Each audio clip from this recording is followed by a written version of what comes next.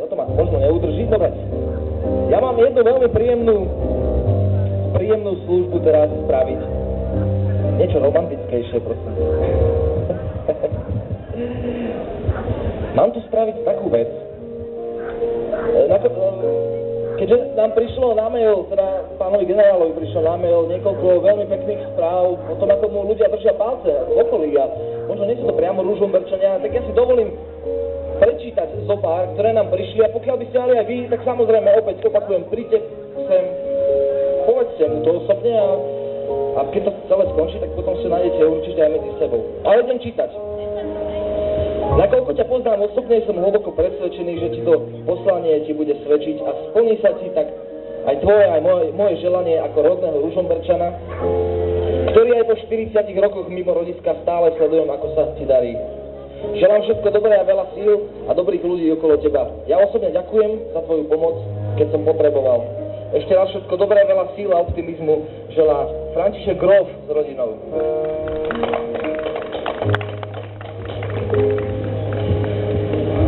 Ema Urbanová. Som presvedčená, že doktorovi Čomborovi sa to podarí. Držím palce a verím, že dobrá vec vyhrá nad zlom, závisťou a intrigami a vedzte, že veľmi dobre viem, o čom hovorím. Máte môj obdiv a uznanie a veľmi, veľmi držím palce.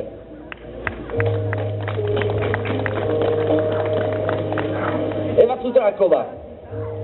Škoda, že nežijem v Ružomberku. Mali by ste môj hlas, pán generál. Držím od palce a fandím vám a zároveň prajem veľa zdravia a úspechov. Samozrejme aj my.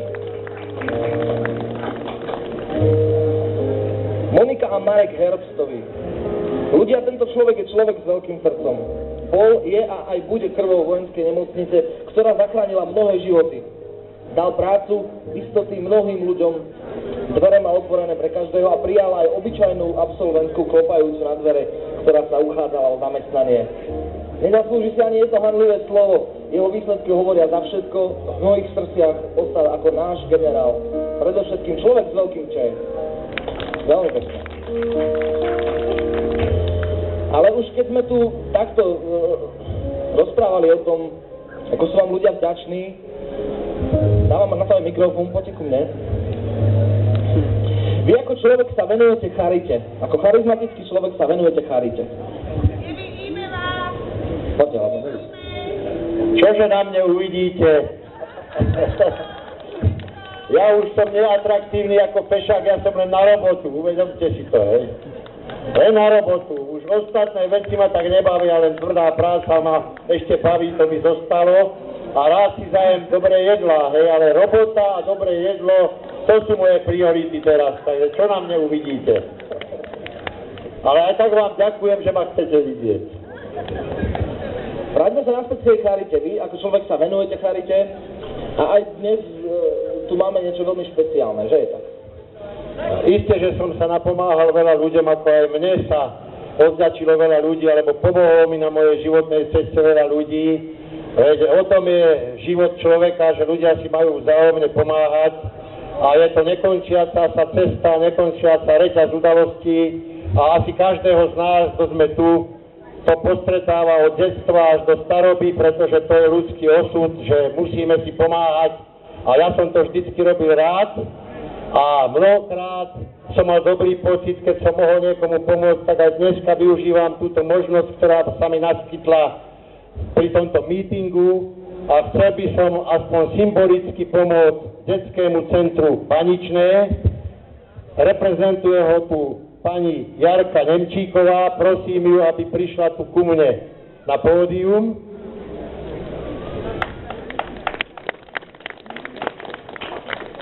Dobrý večer, pani Jarka. Dobrý večer, detičky.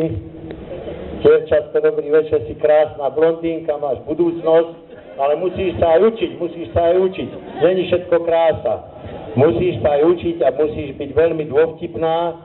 A potom ešte aj tá krása, ten dôvtip znásobí to možnosti budúcnosti, že sa čaká krásny osud, ja to pevne verím. Aj my dúfame, že bude taká úspešná. Nechcem veľa rozprávať, ale malý darček vám chcem dať, je to jeden z obrazov, ktoré som fotografoval ja. Mám takú záľubu od mladosti, krajinárskú fotografiu a je to jeden záber z výstavy, ktorá prešla celý svet, bola v OSN, bola v Prahe, bola v Bruseli, bola v New Yorku, tedy v OSN, bola v Austrálii, v Krakove, bola v Bratislave viackrát. Je to taká vec, ktorá chodí po veľvyslanectvách Slovenska, má vždycky úspech. A je to jeden z tých obrázkov, ktorý tam bol zavesený a obdivovali ho ľudia v mnohých krajinách, tak chcel by som vám ho darovať, aby ste si skrášli to prostredie, ktoré máte k dispozícii v Baničnom. Áno, nech sa páči. Prejezvite si ho. A keďže chcem to ešte vyjadriť aj tak hmotne, tak aspoň symbolicky, toľko, koľko môžem, tak veľmi rád prispejem vám na činnosť alebo na nejaké prilepšenie a ešte vám dám šek na 300 €, ktoré vám odovzdávam veľmi rád a keď to neodmietnete, urobíte mi radosť. Ďakujeme krásne. My sme veľmi radi, že v Ružomberku tiež máme takýchto priaznivcov, ktorí nás podporujú nielen teraz, dnes, ale pán doktor Čombor už aj v minulosti sme sa kedykoľvek, keď sme niečo potrebovali, mohli na ňo obrátiť a vždycky nám vyšiel v ústrety, takže ešte raz ďakujeme. Zatlieskajte detskému centru Baničné.